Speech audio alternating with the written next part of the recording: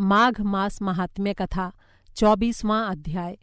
इस अध्याय में आप सुनेंगे राजा द्वारा 100 बोरे धान ब्राह्मणों को दान में दिया जाना, लेकिन राजा के पुरोहित द्वारा उस धान को अपने पास रख लेना, जिसके कारण उसे नरक की प्राप्ति होना और सारस योनि में जन्म लेने पर मजबूर होना। वसु के प्रेत द्वारा धर्मात्मा पथिक से मांगकर गंगा जल पीना और उसके प्रभाव से प्रेत काया से मुक्त होना। वानर के प्रश्नों को सुनकर सारस ने कहा, हे वानर, अपने पूर्व जन्म में आपने नर्मदा नदी के तट पर 100 बोरी धान ब्राह्मणों को संकल्प सहित दान किया था। उस समय तुमने ये दान मेरे ही द्वारा कराया था, क्योंकि तब मैं ही तुम्हारा राजपुरोहित था। उस समय न जाने मैंने किस लोभ के वशीभूत होकर सारा का सारा धान अपने ही पास रख लिया और ब्राह्मणों को नाम मात्र का थोड़ा सा ही अंश दिया। अपने इस पाप के कारण मुझे कालसूत्र नामक नरक में रक्त से भरे कीचड़ में गिराया गया। रक्त के उस दुर्गंधित कीचड़ में मेरा मुख नीचे की ओर करके मुझे डाल दिया गया। मैं उसे चाटता हुआ न जाने कितने वर्षों तक वो नरक भोगता रहा। कौवे और गिद्ध मुझे नोच कर खाते थे। कालसूत्र नरक में मेरा पल भर काटना भी घोर कठिन था, लेकिन मुझे इस नरक में 30 वर्षों तक रहना पड़ा। उस नरक की यंत्रणा का मैं वर्णन नहीं कर सकता हूँ। दूसरे का दान हड़पने के पाप के कारण मुझे ये नरक भोगना पड़ा और उसी समय के दूसरे पाप के फलस्वरूप मुझे ये सारस का शरीर प्राप्त हुआ है। उस समय मैंने अपनी बहन के घर से कांसे का एक बर्तन चुराकर एक जुआरी को दे दिया था। ये जो मादा सारस के रूप में तुम मेरी स्त्री को देखते हो, ये उस जन्म में ब्राह्मणी थी और इसने वो कांसे का बर्तन चुराने में मेरा साथ दिया था। हे वानर, अब तुम अपना और हमारा भूतकाल अर्थात पूर्वकाल जान चुके हो। अब तुम अपना और हमारा भविष्य भी सुनो। अब हम और तुम दोनों ही हंस बनेंगे और ये मादा सारस मेरी पत्नी होगी। हम दोनों ही कामरूप देश में पूर्ण रूप से सुखी जीवन व्यतीत करेंगे। इसके पश्चात हमारा जीवन कल्याणी योनि में होगा। उसके पश्चात हम दोनों को मानव की योनि प्राप्त होगी, जिसमें हम सत्य कर्म अर्थात पुण्य कार्य और पाप कर्म दोनों ही करने को स्वतंत्र होंगे। ये हमारे विवेक पर निर्भर करेगा कि हम सत्कार्य करें या बुरे कार्य।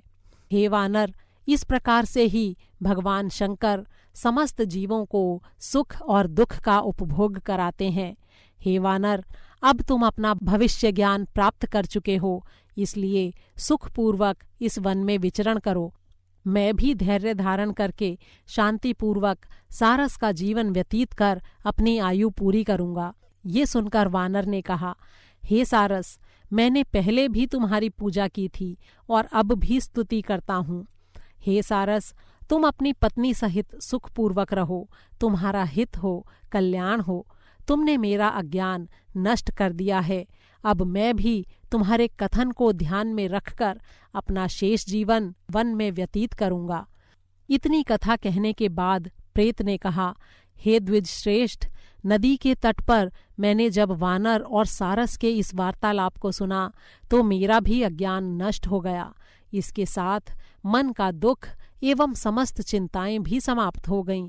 हे विप्र, गंगा जल के इस आश्चर्यजनक प्रभाव को मैं देख चुका हूँ और इसी कारण मैं आपसे गंगा जल मांग रहा हूँ। मैं बहुत दुखी हूँ और इसे पीने के लिए लालायित हूँ। हे विप्रवर, सुनो। परिचाया से उत्पन्न कोई ब्राह्मण ग्रामीणों का भजन करवाया करता था। उसका ये रोज का नियम और क्रम था। एक बार उसने किसी अयोग्य व्यक्ति से अशुद्ध रूप में भजन करवा दिया। इस अशुद्ध अनुष्ठान के कारण वो ब्राह्मण राक्षस योनि को प्राप्त हुआ। हे विप्रवर, वो राक्षस रूपधारी ब्राह्मण 8 वर्ष तक मेरे साथ ही यहाँ पर निवास करता रहा।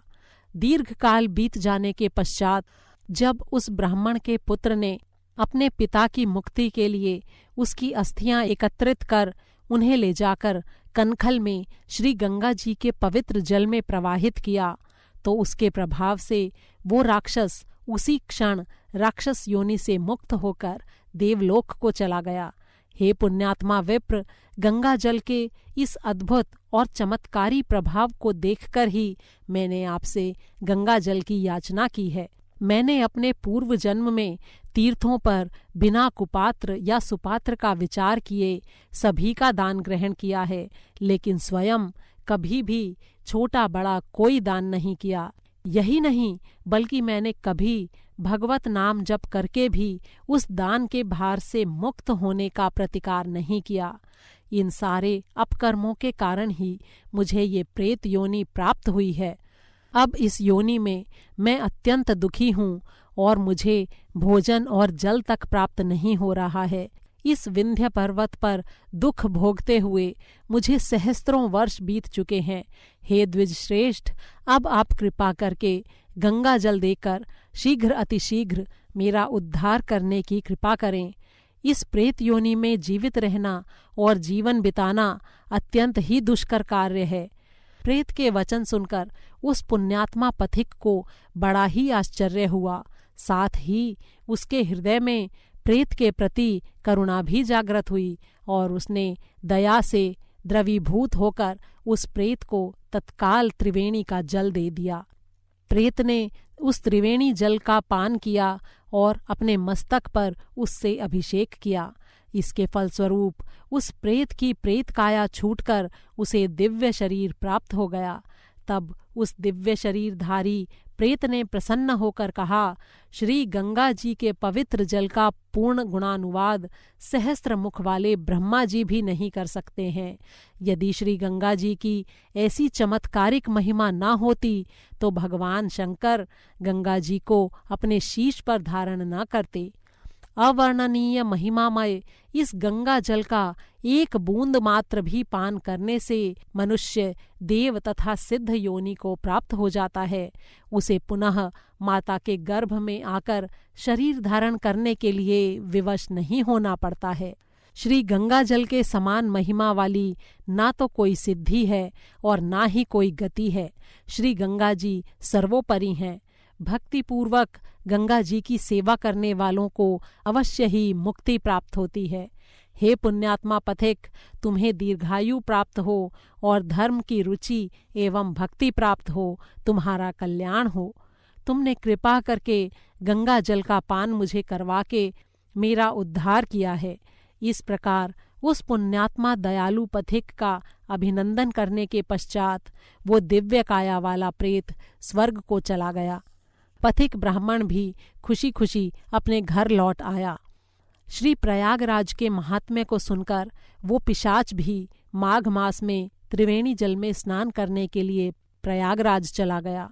श्री प्रयागराज में पहुंचकर उसने त्रिवेणी संगम के पवित्र गंगा जल में स्नान किया। प्रयागराज में स्नान करते ही उसके सारे पाप नष्ट हो गए और उसे दिव्य शरीर प्राप्त हो गया। तब वो बड़े ही भक्ति भाव से भगवान विष्णु की आराधना करने लगा। गंधर्व लोग उसकी स्तुति करते हुए उस पर पुष्पों की वर्षा करने लगे। देवललनाएं भी उसका अभिनंदन करने लगीं और दिव्य विमान पर आरूढ़ होकर वो इंद्रलोक को प्रस्थान कर गया।